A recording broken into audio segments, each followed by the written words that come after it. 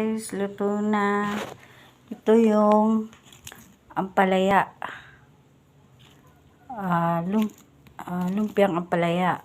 Ito naman ang lumpiang fried rice. Tingnan natin ha. Open na natin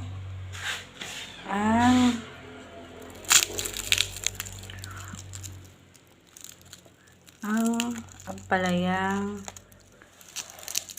lumpia.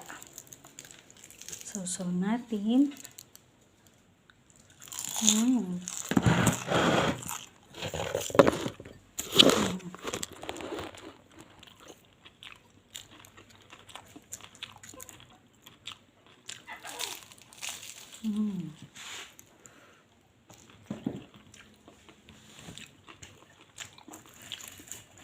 Ito naman yung ampalayang fried rice.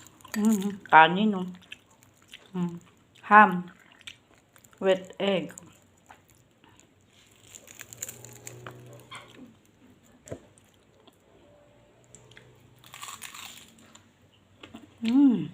Hop. Yummy. Try niyo po. Masarap talaga. May kanin na. May ulam pa.